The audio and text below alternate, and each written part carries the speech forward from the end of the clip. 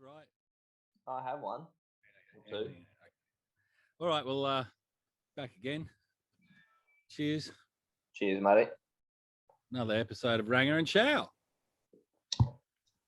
So I hope we're all subscribed and enjoying the constant updates that we're putting through with our content. If there's anything that you guys want to be hearing, make sure you hit us up, comment, tell us what you want, get involved. Let's have a laugh. Click on that subscribe button. Got a Now, topic for you. let's jump straight into it. What do you want to hit me with today? All right. So you're a bit of a car guy, right? Yeah, well, I pretend to be, yeah.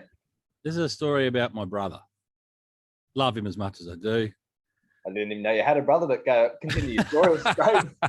So, Known you for about 15 years and learning new things now. you know how it's funny with luxury cars, right? When you're talking about Mercedes-Benz and BMW and Land Rovers and Jaguar and stuff like that, the real high-end models, those that are leased, they lose their value. They lose their value the fastest. So, like a $250,000 Mercedes-Benz in about 4 or 5 years' time is usually worth about 40 grand. Yeah, I know. And the reason for that is because of that is with the leases, they just pay out the bubble at the end and then they get a new car again. So that's how it works. So my brother's seen this funny BMW worth like $250,000 and it's only got 20 grand on it. And he's gone, oh, I think I want that car. And I'm thinking to myself, it might be a reason it's so cheap. Yeah, anyway, very much like a smartphone. They in a couple of years' time, you throw it in the bin. You don't worry about it. So in that couple of years, it's not your pride and joy. It's let's download everything and we'll delete that. The amount of corruption in that device by the time you go to throw it away, very similar to this vehicle he's probably purchasing. This car apparently had a few dents on it and needed a bit of a clean up. Some bits in the engine that needed to be attended to. So I spent another 10 on it. So now it owes him 30. And that's the problem though. You're not talking just spend 10 on some Toyota parts. You're talking, Mercedes parts or BMW parts. So chuck an extra 20 on that because it's probably $2 grand for an alternator. Yeah, exactly. So you couple of little minor parts aren't so minor anymore. But go on. What else do you know? Anyway, so he took it for a service, and he was driving past the service place in his wife's car the same day, and he saw his BMW on the side of the road broken down. So he rang BMW and he said, why is my car on the side of the road being loaded onto a tow truck? And they said, mate, we're really sorry, but your engine just blew up.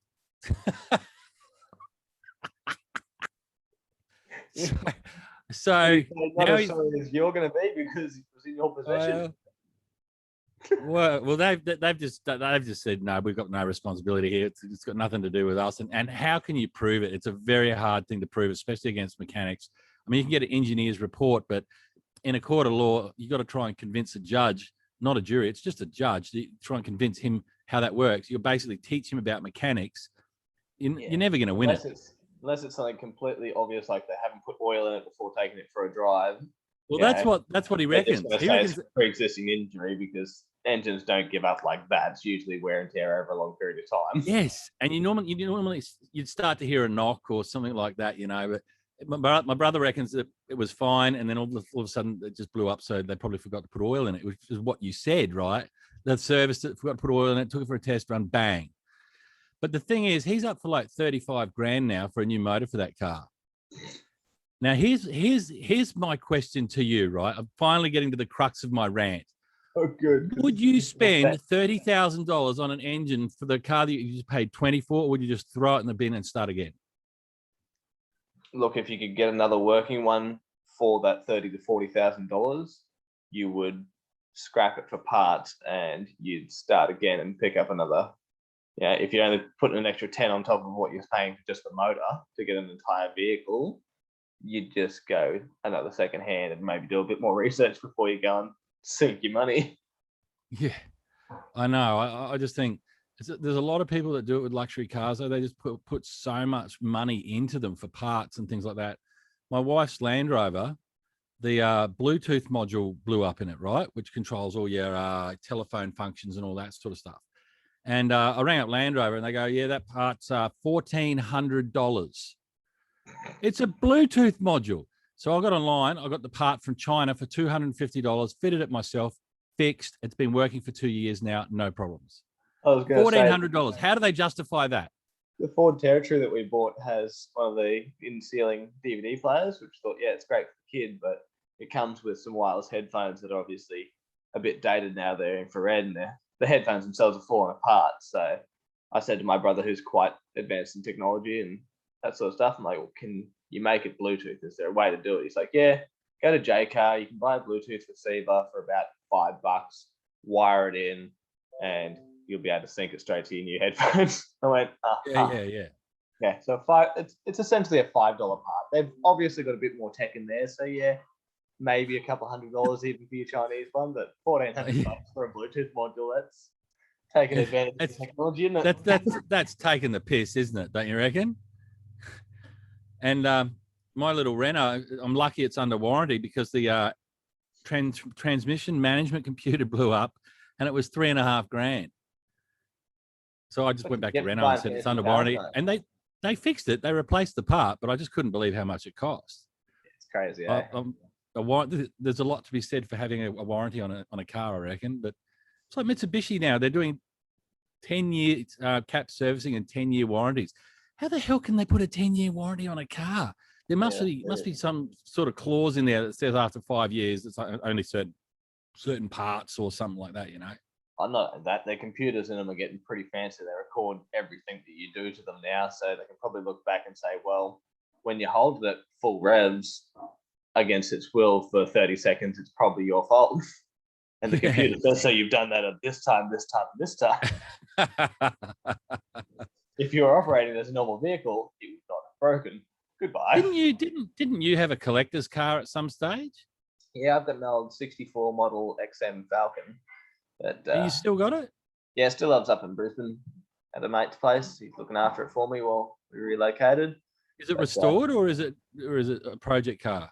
It needs work again. It's had the bonnet buckle on it and got a bit of rust in it now. A few bits of paint off it from some bad driving. Don't know who you'd pin that on, but it needs a little bit of love. But no, it still drives. It's still certainly a nice car to be in.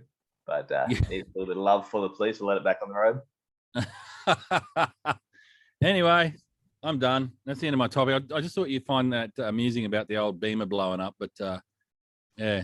No, I do get a laugh at that, and even better that it's someone that you know. So throwing good money after bad. I try to tell him, what are you doing, man? Don't worry about it. That's the Ford there, by the way, mate. Oh yeah, that's nice. So that way, whenever do destroy it, it's still there, unless the accident takes the arm as well. We'll be Did they get you behind the wheel and the tattoo, mate? No, I couldn't take a photo of myself. So it was back in the day. Couldn't just set things up on timers. You would have looked awfully young in that tattoo by now. No, yeah, give it a couple of years, it'll get wrinkly. Yeah, do one on the other arm when it's restored. In colour. That was it when it was freshly redone when I first got it. All right. Well, cheers, mate. Yes. All right. Don't forget to subscribe. See you, folks. I feel like it's telling me not to forget to subscribe, mate. I'm aware of the channel. I do a bit of work on it. So yeah, you've been around here for long?